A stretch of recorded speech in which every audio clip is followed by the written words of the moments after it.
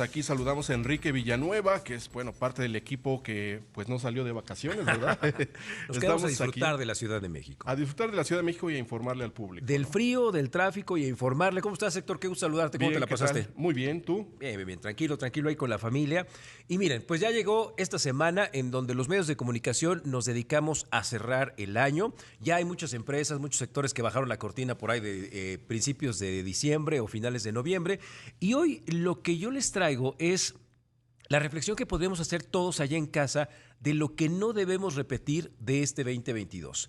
Normalmente dicen los que saben que la mejor manera de no cometer los errores es aprendiendo de ellos. Pero el ser humano es el único que le encanta estarse tropezando con la misma piedra una y otra vez. Entonces traigo cuáles son los 5 momentos, digo, fueron muchísimos los que se llevó el 2022, pero cuáles son los 5 momentos que creo que fueron determinantes, no sé qué opines, Héctor, que más nos vale empezar a aprender de ellos porque si no, ahí podría empezarse a trastocar la sociedad. El primero, obviamente, 24 de febrero, una fecha histórica de un evento que pensábamos que quizá iba a durar un par de semanas por el tamaño de los contrincantes. Teníamos a David contra Goliat, pero no.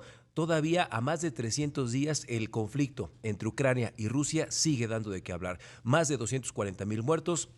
Unos 200,000 del lado de los militares, 40,000 civiles. Veíamos en las escenas, por ejemplo, en la mañana se las presentábamos, que Rusia bombardeó en plena Navidad en un fenómeno que se une a una de las 50 y tantas guerras que hay en este momento en el país. Digo, perdón, en el mundo.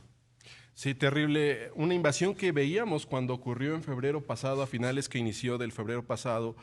Pensábamos que iba a ser una guerra rápida, que Rusia, bueno, al menos yo es lo que pensaba, solo iba a pretender invadir los territorios habitados por mayoría de la etnia rusa al oriente de Ucrania. ¿Que iba por el Donbass? Sí, exacto, el Donbass o Donbass. Y precisamente ya la península de Crimea ya estaba anexionada desde hace mucho tiempo Una gandalla previo. a territorio ruso, habitada mayoritariamente por la etnia rusa, no la etnia ucraniana, pero en territorio ucraniano.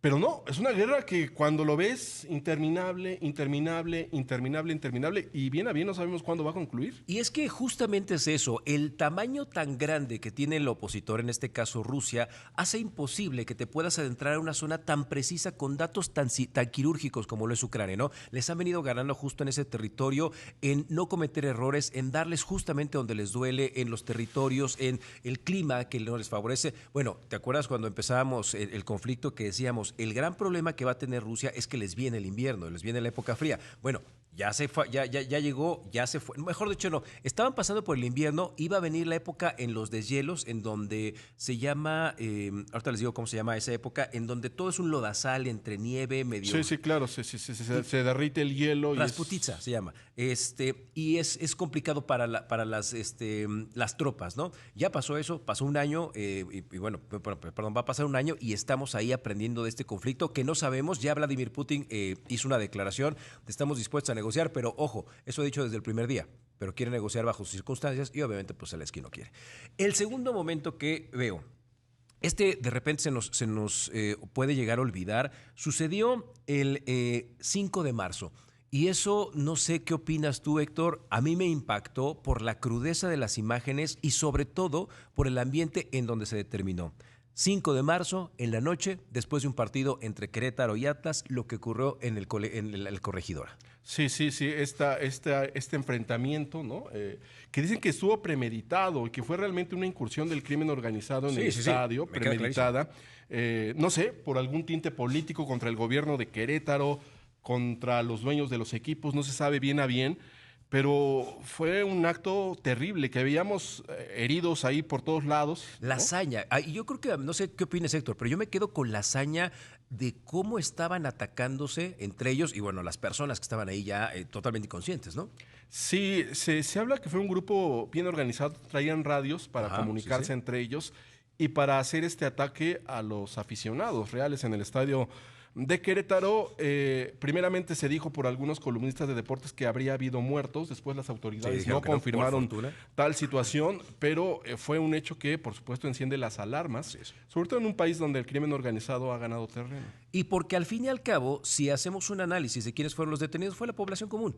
La población común que nada más siguió ese trance de violencia y de agresiones en ese momento. Me quedo mucho con una historia de una señora que se dio cuenta que su hijo estaba ahí, que había sido de los que había golpeado. Le dijo, a ver, chaparrito, ven.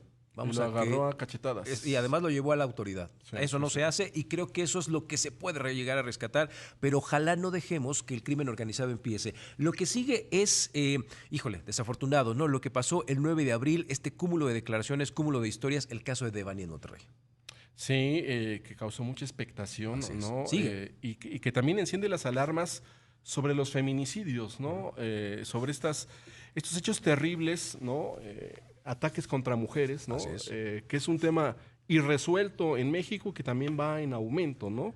Y sobre todo, aquí lo que tenemos que aprender, tanto como las autoridades, no dejar que la premura lleve las líneas de investigación. Hay veces que nosotros, quizá como medios de comunicación, queremos respuestas, la sociedad quiere respuestas, pero hay veces que el tiempo es vital para poder determinar un resultado y que no se nos vaya a ir las cosas por una declaración mala, por un estudio mal hecho, que se tengan que repetir, lo cual es doloroso para la población. El cuarto es el clima y el mundo. Como si no fuera poco la pandemia, tenemos un clima que nos está pegando con todo, tuvimos viruela, tuvimos hepatitis. Y estas enfermedades que, ojo, se dice que el 2023 va a ser la revolución de la medicina por todos los adelantos científicos en unas áreas en donde gracias al COVID han sido posible adelantar más rápido, pero hay que cuidarnos y hay que cuidar el planeta porque no sé, viste las escenas que están en Estados Unidos, terribles. Sí, la tormenta invernal, ¿no? Como no ocurría desde hace 40 años, ¿no? Menos 45 grados, imagínate nada más. No, mira, aquí estamos, no sé, amanecemos a 4 grados aquí en la Ciudad de México y uno ya se está congelando, ¿no?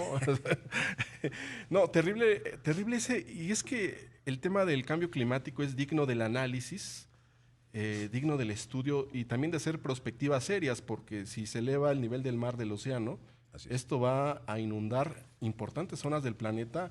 Países quedarán totalmente devastados, Bangladesh, los Países Bajos, por ejemplo, ¿no? Hay islas en donde dicen, a ver, señores, en los próximos años, si ustedes no nos ayudan, vamos a desaparecer, y eso ya está pasando, y además, no solo se va a inundar unas cosas, sino las cosas que se empiecen los deshielos, por ejemplo, lo que va a pasar en el Polo Sur, hay bacterias que no se han determinado cuál va a ser su peligrosidad, y ahí nos puede llegar. Y bueno, finalmente, esperemos que no sea error, esperemos que en 10 años pase como me acuerdo, siempre pongo la relación de los ejes viales, no sé, ¿te acuerdas? Estábamos muy chiquitos los dos, pero en la Ciudad de México cuando de repente dijeron vamos a romper la ciudad y vamos a poner los ejes viales, la gente decía, no, ¿cómo es posible? ¿La vas a romper a la ciudad? Hoy la ciudad sería imposible pensarla sin los ejes viales. Claro. Y bueno, ojalá así nos pase. ¿Qué ocurrió el 21 de marzo y el 1 de julio? Se inauguró el AIFA y se inauguró Dos Bocas, sin ejes viales. Sin ejes viales, ahí se adelantaron.